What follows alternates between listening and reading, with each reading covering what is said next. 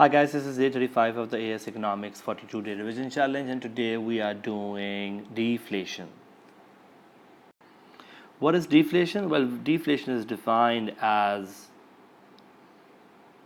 a persistent fall in the average price level in an economy. When you look at prices going down in an economy in general, there could be two reasons. Either the aggregate demand is falling or aggregate supply is rising. So if deflation comes about from improvement in the supply side of the economy, if aggregate supply curve is shifting to the right, we say it may not be bad.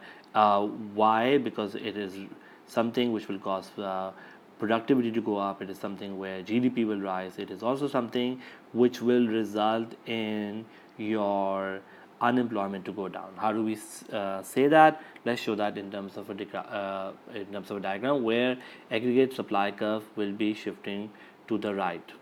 So on my y-axis I have price level, on the x-axis I have real GDP, and let's say AD curve is right now like this and price level is like this. Aggregate supply is like this, and let's say price level, equilibrium price level is P naught and GDP is Y naught. Now, what if there is a rise in aggregate supply? If there's a rise in aggregate supply, that comes about because of either cost of production is going down, productivity is increasing, any increase in the quantity or quality of factors of production can do that. So that results in our new price level to be, for example, P1, so lower price level. That's deflation happening. But at the same time, GDP of the country is also going up. Unemployment, unemployment is going down. GDP is going up, and also prices are going down. So people are finding goods to be more cheaper. This is what we call good deflation. Why? Because it's basically what we call supply side is improving in this economy. But there is one deflation which is undesirable, and that's what we call deflation that comes about if it is due to a lack of demand. So let's talk about that case where there is a lack of demand in an economy. So we're saying this, that if deflation or falling prices due to lack of demand, then it could have a serious implication. But before I talk about those serious implications, I want to draw the diagram for deflation due to lack of demand. So again, I have price level on my y-axis, I have real GDP on my x-axis,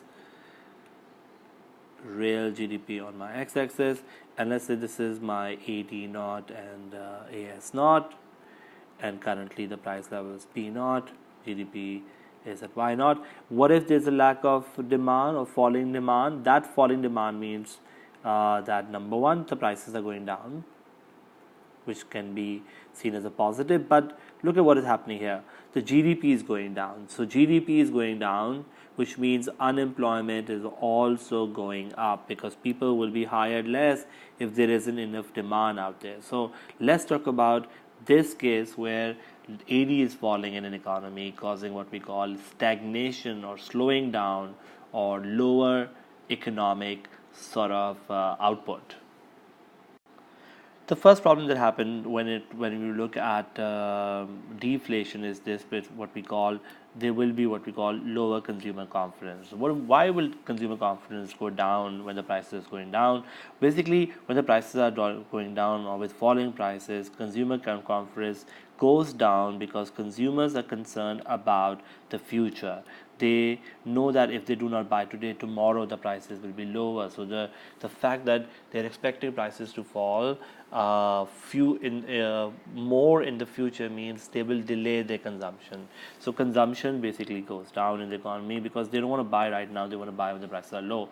This delaying of consumption basically keeps on making the aggregate demand to fall, and that low consumer confidence basically means people are not consuming too much but saving too much in an economy, and that then affect what we call our investments also in an economy. So number two factor is this, that not only we will see our consumption to fall, but we will also see our investments to get affected.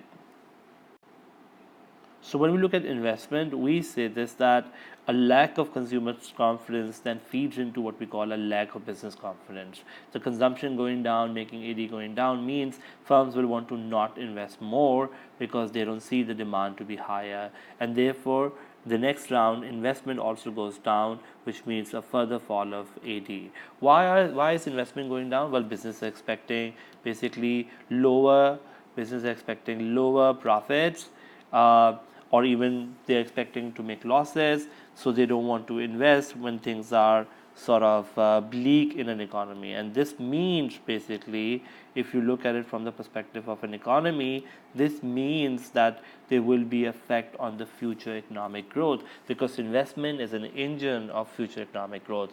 We saw in the PPC chapter, when there is investment or where there is more capital goods, there will be a rise in the productive potential of an economy. PPC will shift to the right. That may not happen now because of the fact that there is lack of investment due to a lack of consumer confidence, which is basically where consumers are delaying their consumption.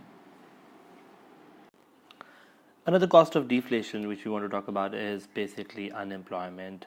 Well, unemployment happens because of falling demand and lack of investment. So with falling demand and lack of investment, businesses are likely to lay off workers because the demand isn't strong, and this would result in a further fall in incomes and a reduction in demand, which is causing to result in what we call deflation spiral. Basically, what we mean to say here is this, that because the AD was going down, the GDP went down. When the GDP went down, unemployment went up, which will further result in AD to fall, and this causes what we call a deflationary spiral, which is where we are seeing a continuous sort of fall in demand and a continuous recession to happen in an economy. So another problem that happens because of deflation is rising unemployment. Next cost we want to talk about is the cost of borrowing, or the cost to borrowers. So when we look at cost to borrowers, the borrowers are people who will lose out in deflation. I'm going to give you first an example. Let's say if the inflation rate is negative, which is what deflation is let's say minus 5%. And let's say I took a loan at an interest rate of 10%.